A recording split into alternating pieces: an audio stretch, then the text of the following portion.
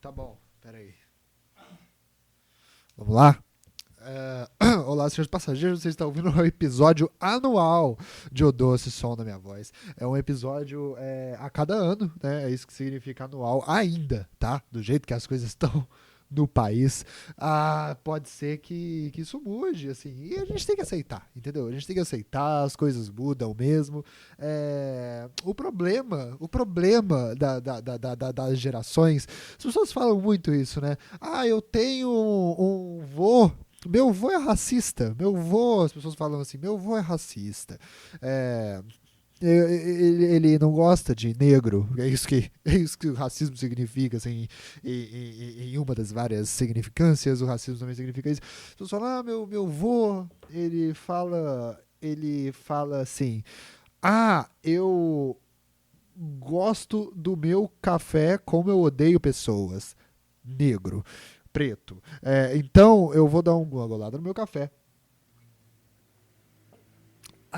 Que deveria ser usado como método de educação, né, para as pessoas, tipo assim, o que é? O que eu preciso? Eu preciso do meu Neossoro, peraí. Eu tenho uma. Deixa eu ver se eu consigo. Se eu consigo. Peraí. Vocês estão me ouvindo? Calma aí. Eu notei que esses episódios precisam ser menores. Deixa eu ver uma coisa assim, se eu consigo fazer isso aqui, peraí. Esse aqui é meu piano, vocês vão conhecer ele agora, que ele é elétrico. Peraí. Vamos ver, vocês estão ouvindo isso? Tá. Peraí que provavelmente meu irmão vai entrar no quarto porque ele não aguenta, ele é um músico nato, ele não aguenta não ouvir um som de piano e ele precisa entrar e precisa atrapalhar tudo. Peraí, deixa eu passar meu Nelsoro. Deixa eu ver se vocês estão ouvindo isso. Vocês ouviram isso? Eu não sei se vocês estão ouvindo isso, parece que não. Deixa eu dar uma aumentada aqui. Vocês estão ouvindo isso? Bom, eu não sei se vocês estão ouvindo isso, né? Pera aí. Que porra é essa? Aqui, ó. Tá ótimo. Vamos lá. Gente, o problema disso tudo é só o que o país tá mudando. E o nosso vô, ele só era racista porque na época dele é o que falam, não é? Na época dele tava todo mundo falando isso. Peraí, tava todo mundo falando, preto, preto, preto, preto. Sabe, a escravidão não é tão distante, sabe? Eu, quando tava na escola, eu não achava nada. Acordes, peraí. Ah, ah, eu não achava. Eu ouvia aquelas coisas da ditadura militar. E aí eu falava, caramba, isso foi tipo há 300 anos atrás. E na verdade foi tipo agora mesmo, foi agora há pouco, sacou? Então, o que a gente tem que entender? A gente tem que entender que as coisas são no passado e o tempo passa rápido, entendeu?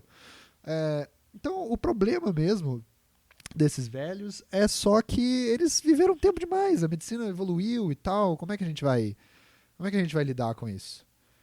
Não tem como. A gente tem que entender que eles estão aí, eles têm só que morrer.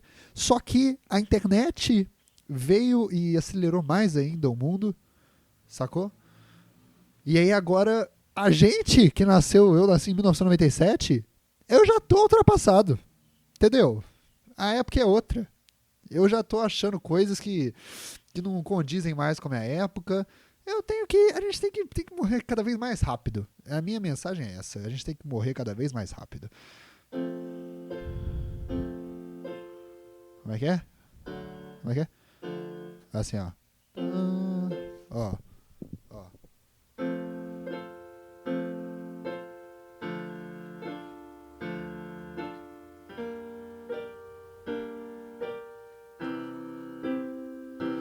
Nel Soro, eu preciso do meu Nel Soro.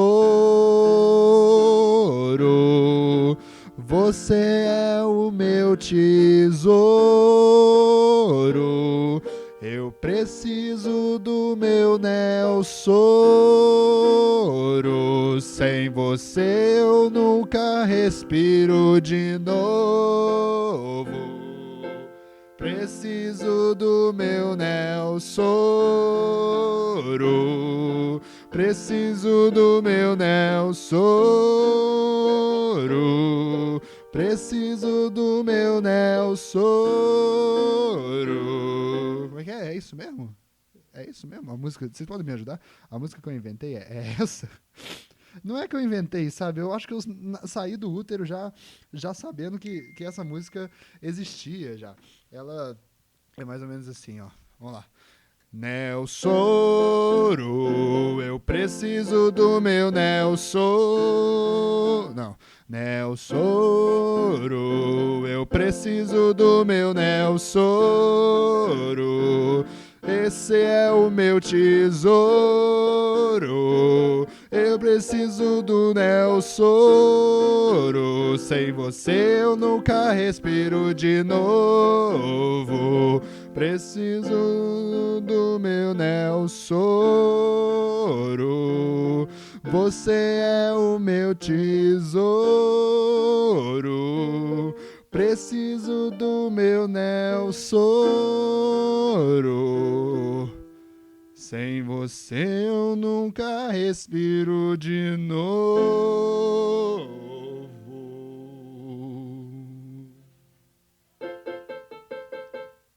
Tá, muito obrigado. Essa foi a música. Foi um patrocínio da Farmácia Armando. A Farmácia Armando é ali do lado do meu trabalho. De resto você descobre. Você não é fã? Você não é fã? Você não fica falando assim: ah, tem que fazer mais episódio, tem que fazer mais episódio. Esse aqui é um saco. Eu não parei de fazer por mim. Ah, porque eu não quero. Eu sei os meus limites, tá? Eu sei onde que eu tenho que parar de ir. Eu sei onde não me querem. Eu sei onde me querem. Eu sei onde eu tenho que parar de ir porque me querem. A vida é assim, gente. Pelo amor de Deus, entendam.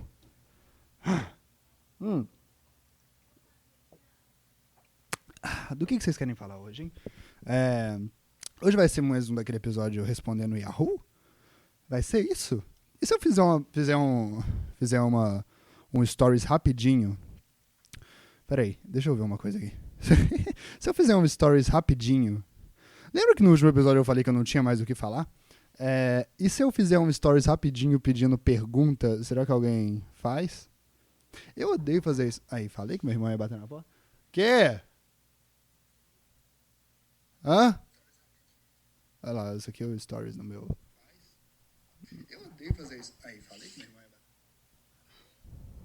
Tá, eu vou ver isso aqui. Tá, vamos lá. Eu odeio o Instagram como um todo, tá? Eu acho que ele todo... Cara, eu tô entrando no meu Instagram direto. O meu Instagram é um Pinterest. Hoje em dia eu tenho um pouco de orgulho disso. Eu parei de seguir todo mundo que posta foto de selfie. Hoje em dia eu só recebo umas montagens, umas fotos bonitas. Mas eu não consigo fugir da bunda. A bunda ainda tá a todo vapor no meu feed. Hoje eu abri e eu falei, que bunda é essa? Eu nem sei de quem é essa bunda. E aí eu tenho que descer rápido, porque eu também não quero ficar... Eu quero ver... Bundas são legais, eu gosto de ver bundas, mas... eu sempre acho que tem alguém atrás de mim, sabe? E a pessoa vai achar, se ela estiver atrás de mim, ela vai me olhar e vai falar assim, você é um desses caras. Uma vez eu entrei num táxi e eu... Ah, não, pior ainda. Uma vez eu entrei na minha casa e sim, é pior que entrar num táxi. Uma vez eu entrei na minha casa e aí, antes de eu entrar na minha casa, eu tive que passar pelo porteiro. Tá, a gente tem um porteiro aqui que o nome dele é Seu Oscar. Eu não sei se esse é o nome dele de fato, mas o Seu Oscar, ele... Como é que eu posso dizer? Não é que eu sou racista, mas ele é meio lerdo. E ele teve uma vez... A minha mãe, quando meu irmão nasceu, ele precisava colocar uns nichos, assim, tipo, uns quadrados de prateleira no quarto do meu irmão. E aí a minha mãe falou, eu quero alinhado. Então, assim, quando você precisa colocar algo alinhado, você usa aquela linha que tem em forma de plástico, a régua, para colocar numa linha. Você usa uma linha como base. Pô, postei o negócio aqui no meu story do Instagram. Eu tenho um pouco de vergonha, porque eu não quero que minha namorada veja esses stories horrorosos que eu odeio fazer, mas eu acho que minha namorada parou de me seguir no meu Instagram, então tá tudo resolvido. Só pode ser um bom sinal.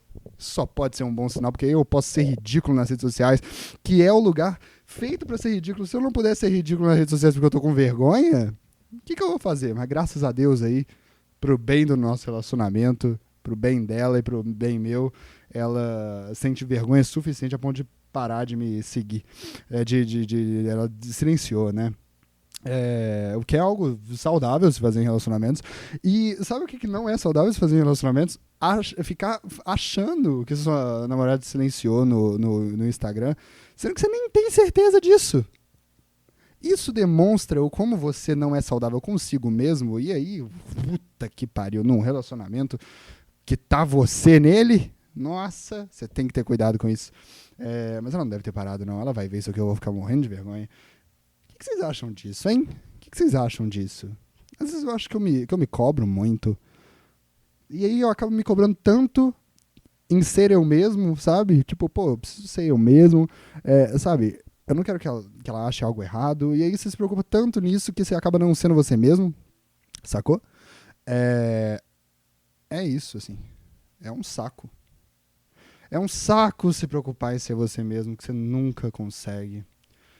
Porque você é você mesmo sem forçar. Quando você força, você está tentando forçar a ser uma persona sua, e aí dá tudo errado. Aí a pessoa termina com você, e você fala assim, claro, porque eu não fui eu mesmo. Sabe por que eu não fui eu mesmo? Porque eu fiquei tentando ser eu mesmo o tempo todo. Era só não tentar ser eu mesmo que eu conseguia ser eu tranquilamente.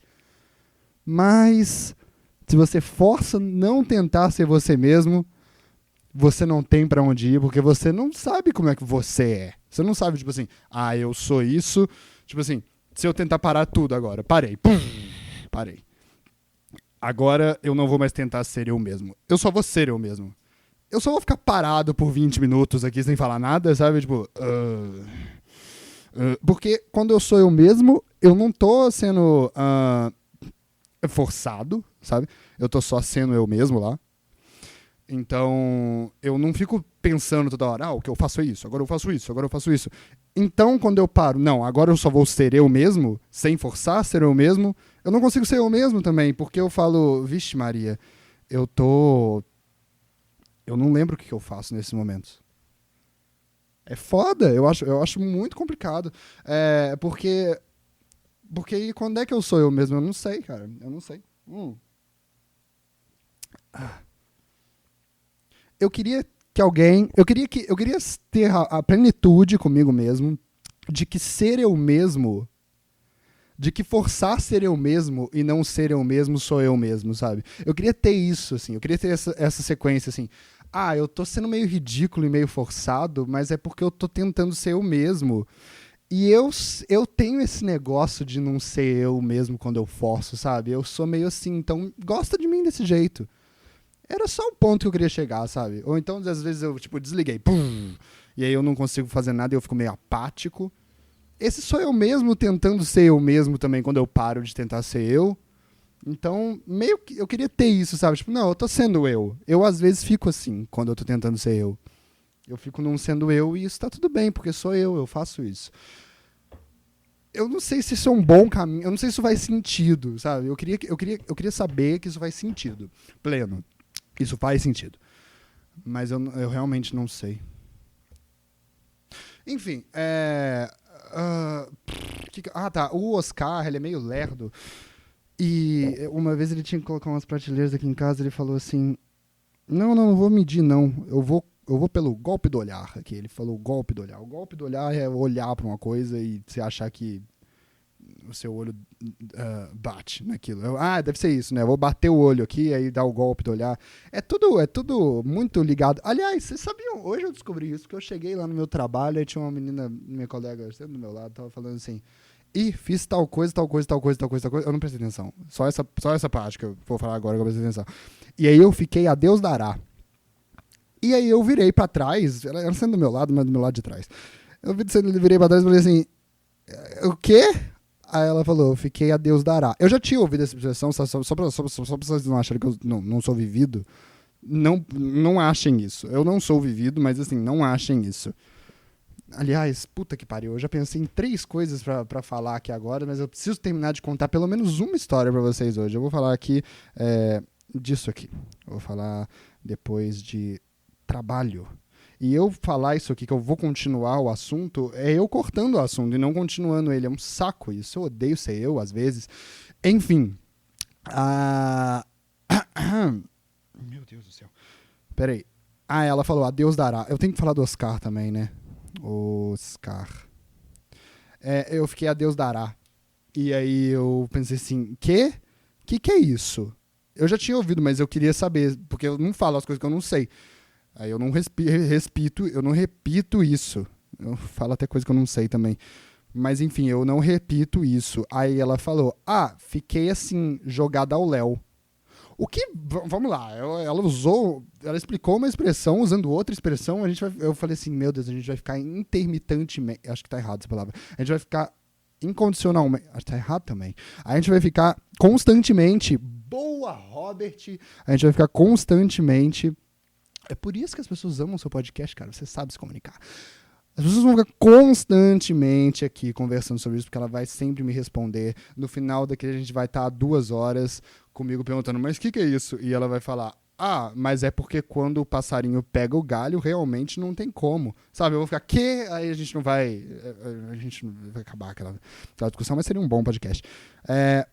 E aí ela falou isso, eu falei, então gente, eu vou ensinar pra vocês hoje o que é Deus dará, eu vou pesquisar no Google, e aí é isso que vocês vão aprender hoje. Eu vim aqui pro trabalho para isso.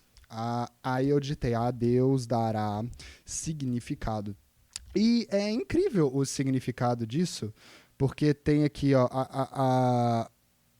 oh, meu Deus, eu não tô achando agora. Origem da expressão a Deus dará. Eu achei muito bom isso aqui, é do site gramatica.net, que a própria gramática registrou esse domínio na net. E aí, está escrito aqui, usada para representar alguém que está entregue à própria sorte. A expressão ao Deus dará, eu acho muito doido isso aqui, porque ele vai explicar para mim a origem. Ele falou, tem origem por volta do século... Ai, que merda, eu não sabia que eu ia passar por esse momento vergonhoso no podcast. XVI, no século XVII. Nessa época, blá, blá, blá, e aí Recife recebia o grande ajuda do comerciante Manuel Alves, e aí sempre que os recursos ficavam escassos, ele dizia, Deus dará. Essa é o ponto final. E aí depois ele continua. Depois disso, todo mundo começou a usar. Depois disso, a expressão foi se popularizando, passando a ser usada por pessoas que eram abordadas por mendigos e chegando no significado que possui hoje. Tipo assim, o mendigo vinha falar, a pessoa falava, me dá desde uma moedinha. E aí o de Carlos falava, Deus dará, sabe? Não, ele falava, Deus dará pro mendigo. Só que eles não explicam como é que esse Manuel Álvares... o Manuel Álvares. Como é que esse Manuel Álvares teve a ideia de falar Deus dará? Porque ele só tá me contando que tinha um cara que usava essa expressão, aí quem estava em volta ouviu e começou a usar também. O que é basicamente o jeito que a gente pode explicar qualquer expressão popular. Não é isso. Aí você vê, a própria gramática tentou me ensinar isso e não conseguiu. Olha que merda. Olha isso. Como é que porque podia ser assim, ó, a menina do meu trabalho se chama Mara. Aí eu podia entrar nesse site aqui, editar com a ajuda do The Intercept, hackear esse site e falar com eles assim, a expressão tem origem na Mara, que usou essa expressão uma vez na empresa que o Robert trabalha, falando que ela ficou jogada ao léu. E, tipo, ficou a Deus dará. E aí, quem tava em volta ouviu e continuou usando também. É a mesma coisa. Não é assim que se conta a origem de uma coisa. Você não conta a origem de algo falando, Ah, é porque tinha uma pessoa que falava. Não é assim. De onde ela tirou isso? O trabalho do historiador está cada vez mais complicado nesse país. Eu não aguento mais. A internet, que é utilizada por todas as pessoas falando assim, ah, eu vivo na era da internet, na era da tecnologia.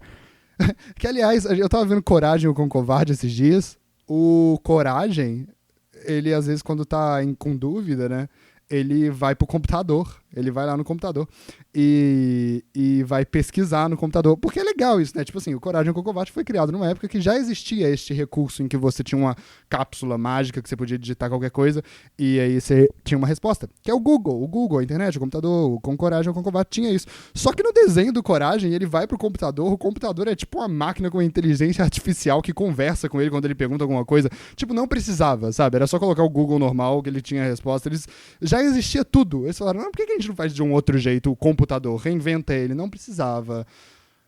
Roteiristas do Cartoon Network, mas ok. Eu finjo que vocês eram super criativos. E aí, as pessoas vivem na época deste computador. E aí falam, não, eu vivo na época do computador. Os professores falavam, nossa, se eu tivesse na época de vocês, se eu não tivesse que consultar o Barça, cada vez que eu quisesse saber de onde veio a expressão ao Deus dará, nossa, eu estaria feito. Aí, num momento desse, que você vê que esses professores estavam tudo imbecil. Eles não sabem do que eles estavam falando. Não é fácil assim. Não tem as respostas. As respostas às vezes não existem. Não existem. Por que eu comecei a falar com o sotaque de francês? Não sei. Um francês que nasceu no Rio de Janeiro, sim, mas não sei. Por que eu fiz isso? Eu tô com... Não. Eu tô com um problema com nacionalidades, mas enfim. Vamos lá. O Oscar, ele é meio lerdo. E aí o Oscar uma vez... Eu tava passando lá embaixo e ele falou assim, você trabalha com essas coisas de filme, né? É bom deixar claro que, tipo assim, eu sempre trabalhei com essas coisas de filme. Eu sou um exemplo do Eduardo Bolsonaro de como que trabalho infantil, na verdade, faz mal pra alguém, fez muito mal pra mim. Eu sempre trabalhei com essas coisas de filmes e tal, mas quando o seu Oscar perguntou isso, eu tinha o quê? 15 anos e eu tava na... Peraí que eu vou pegar um item aqui. Caralho, o que tá acontecendo? Peraí que... todo gênio tem seus vícios, peraí. O seu Oscar, ele... peguei. O seu Oscar, ele... Vocês estão me ouvindo? Deixa eu ver esse microfone, porque da última vez eu gravei isso aqui e ficou tudo no... ficou tudo no som do notebook. Deixa eu dar um peteleco aqui no ouvido de vocês pra ver se tá nesse microfone. Tá, parece que tá. Seu Oscar me perguntou isso quando eu tava na... na oitava série. Seu Oscar me perguntou, você trabalha com esse negócio de vídeo, né? E eu, eu editava uns negócios e tal. Então, sim, eu meio que trabalhava com negócio de vídeo, eu fazia freela e tal.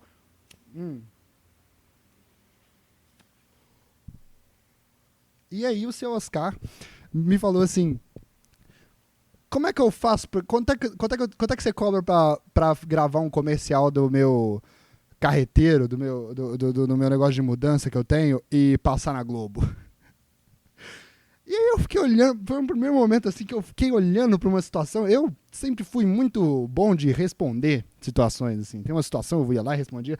Mas essa vez que ele perguntou quanto eu cobrava pra gravar um comercial pra ele passar o comercial na Globo. Quando ele perguntou isso, eu fiquei olhando pro seu Oscar e pensando assim, a quantidade de coisas sobre o mundo que eu vou ter que explicar pra esse homem de 60 anos é inacreditável. Só com essa conversa aqui. E aí, pra evitar esse momento, eu falei assim com ele, vou ver. Eu nunca vi pro seu Oscar, coitado, ele desistiu. Eu acho que, na verdade, ele deve ter pensado que eu não queria passar o comercial dele na Globo de raiva. Seu Oscar, a partir desse momento, sempre demorou um pouco mais pra abrir o portão pra mim. Eu chegava lá embaixo no portão, ele falava, opa, vou abrir. Aí eu ficava um tempão assim pra abrir, nunca abria. Seu Oscar uma vez me pediu pra... Era isso que eu queria falar? Seu Oscar... Deixa eu ver se tem perguntas aqui no meu stories. Seu Oscar uma vez pediu pra eu consertar o celular dele. falou que não tava dando pra... Não tava dando pra... Tem perguntas. Não tava dando pra acessar o YouTube do celular dele, porque ele abria o celular e o YouTube fechava. Ele tentava abrir o YouTube fechava. E aí ele falou, você não me ajuda, não? E eu não sei o que tem na minha cara, que as pessoas acham que eu sou um wise da impressora e do celular. Sendo que o meu problema é ter raiva com impressora e celular. Eu acho que eu transpareço o arquétipo / estereótipo errado com a minha aparência. Então, eu sei lá. Eu só tenho que explicar mais isso. Não, é porque eu me inspirei nas pessoas erradas pro meu estilo, então você tá entendendo tudo errado o que eu sou. Na verdade, eu nem sei o que eu sou. Você quer ouvir essa história, aliás? Eu vou te explicar como é que é pra ser o que eu sou. E aí eu falei com ele, pô, eu posso tentar dar uma olhada, porque eu achei que provavelmente se eu desinstalasse o YouTube e instalar de novo, aquilo ia consertar. Ok, é inteligente, os telemarketing sempre usam essa técnica. E aí eu peguei o celular dele, a quantidade de aplicativo de hentai que tinha naquele celular, o que me deixou consternado, assim, ô seus caras, vamos esconder, sabe? Eu não me importo de você assistir hentai, de assistir pornografia, eu não me importo, tô falando baixo porque eu tô na janela, a janela do meu irmão é do lado, eu não sei se... Eu não quero que meu irmão ache, tipo, ele sabe o que é hentai também, vamos conversar sobre isso. Não. Eu não sei o que é isso. Mas quando você tá com esse tipo de coisa no celular, eu acho que você tem que saber. Pode ver, mas saiba esconder esse tipo de coisa. Saiba, não faz assim, toma aqui meu celular, a senha é X, toma aqui, ó, aberto tudo, pra você ver. Aí que eu fiquei um pouco mais preocupado ainda, porque talvez a quantidade de vírus que ele pegou sem querer naquele celular, que baixou o aplicativo de hentai, só pra constranger ele, porque ele é meio lerdo. Aí agora eu olho pro seu Oscar e eu não sei se ele é viciado em hentai ou se ele é só inocente. Sabe? Eu acho que ele pode ser os dois. Eu vou ver se ele tá com herpes na boca. Se ele tá com herpes é porque ele comprou a água de banho da Gamer. E aí eu vou ver isso. Tá, eu trabalho desde os 14 anos, na verdade. Eu trabalhei, meu primeiro trabalho eu tinha 14 anos. 14, 13, não foi? Foi lá na Sky. Eu ganhei dinheiro com aquilo, foi meu primeiro trabalho mesmo. Assim, eu pegava outros freelas antes disso, mas meu primeiro trabalho foi com 14 anos. E aí eu vi aquele post cretiníssimo do Eduardo Bolsonaro, dele falando ele postou uma foto da Bruna Marquezine, da Marina Rui Barbosa, da Maísa, e falando assim, o que você acha que essas crianças diriam se você não deixasse elas trabalharem e seguirem seus sonhos na infância? Eu achei tão cretino da parte dele aquilo, mas eu acho que, assim, pegar essas pessoas da Globo é fácil, né? Eu trabalhei com essa idade. Eu trabalhei mesmo, assim. Eu tinha um trabalho muito tranquilo. Eu trabalhava uma vez a cada mês e ganhava o triplo do que eu ganho hoje. Trabalhando todo dia.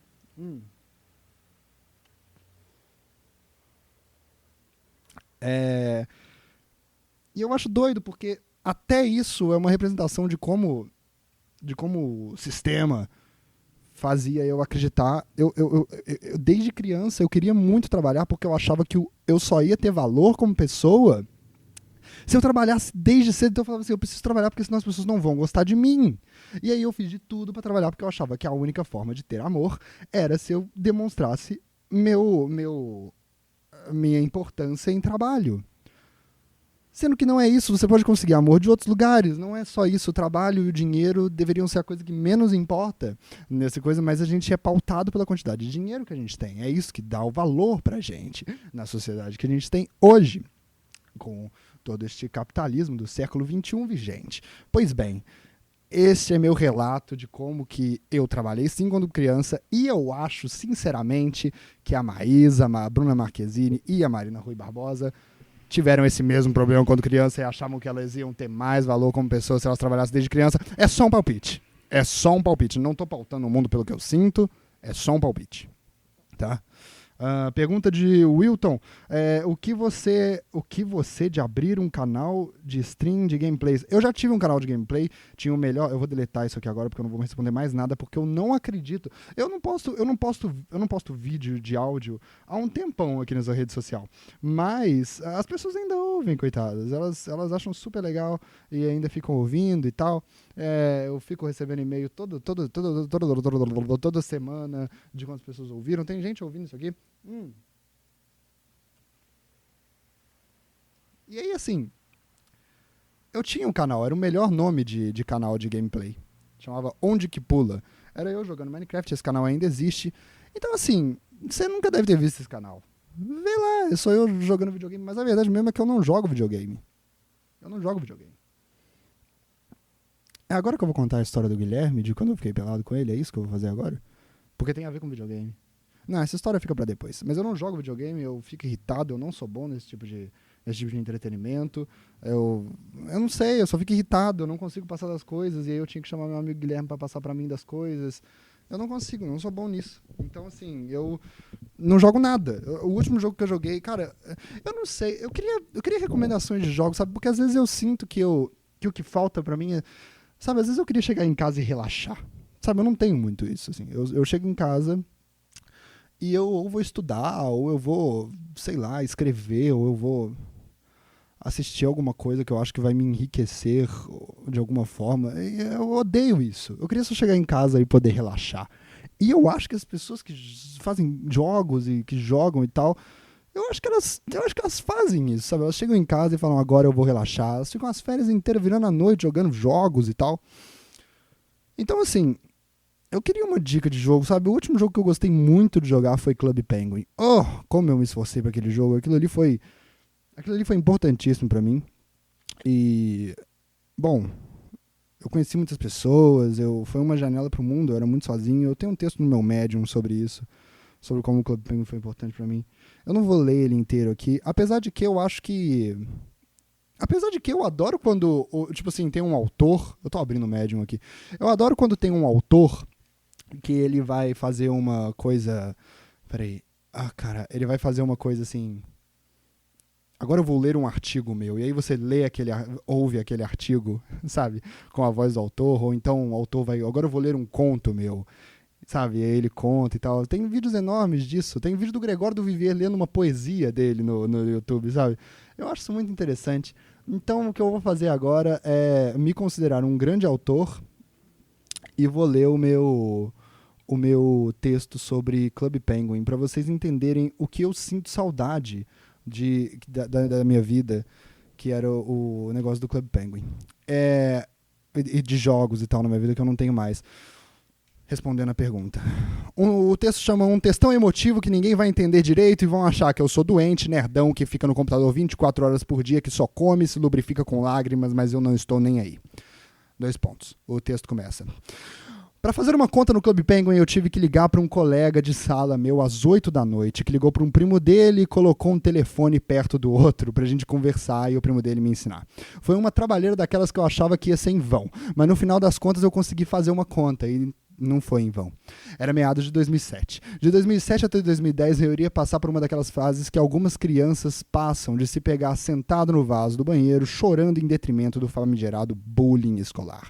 Que na época o Serginho Groisman ainda nem tinha batizado tal ato com esse nome. Obrigado, Serginho Groisman. E ter começado a jogar Club Penguin foi uma faca de 2 gumes. Primeiro porque de vez em sempre jogar Club Penguin era uma das causas do bullying, mas de vez em mais sempre ainda jogar Club Penguin era a solução para ele. Um paradoxo infernal, que de certa forma valia a pena. O que todos nós tivemos ali foi um negócio de louco. Eu lembro que até pouco tempo depois da Disney comprar o jogo, a importância que os administradores do jogo davam para uma imersão era alta. Em datas comemorativas, toda a minha vibe era responsabilidade deles. Natal, Páscoa, 1º de abril, todas as datas no mundo real eram regadas pelas trilhas do Town e do Plaza, que me davam uma felicidade de estar vivendo aquele momento ali. A simples combinação de roupa do pinguim, que eu fiz um modelo de papelão do mesmo e várias roupinhas de encaixe até descobrir qual seria a melhor opção. Até hoje o meu nome na maioria das redes é Codalonte, porque é meu jeito de mostrar pra todo mundo que eu nunca vou esquecer disso. Aqui um parênteses, porque depois que eu escrevi esse texto eu falei, acho que eu já posso mudar, porque eu deixei claro porque que meu nome era Codalonte, eu mudei o nome de todos os lugares pro meu nome de verdade, porque eu tinha que superar essa fase, mas sigamos em frente. Fecha parênteses. Eu sinto que eu e um pessoal jogamos Club Penguin de um jeito diferente que um jogador casual jogou. Quando eu criei a minha conta, também tinha criado o Orkut. Na caçada por comunidades que definissem minha personalidade para aparecer no meu perfil, eu achei a Clube Penguin Brasil.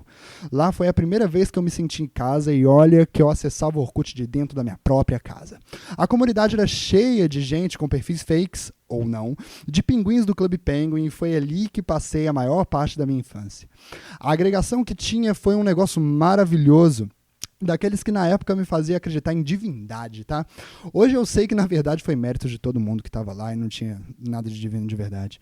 Todo mundo estava no mesmo barco e a gente queria se divertir junto. Era simples e para mim que dificilmente saía de casa com amigos para reconhecer o mundo ao redor ou pelo menos para conhecer o nome de alguma rua que não fosse a minha, tive na CPBR a minha primeira janela para o mundo. Foi lá que uma parte de mim cresceu. Foi conversando com essas pessoas por Orkut, que acabava caindo para o MSN, que acabava caindo para o Clube Penguin em si, que eu comecei a ver que tinha em minha volta. Mesmo se eu tivesse pensado num jeito de ter algo melhor, eu não teria conseguido.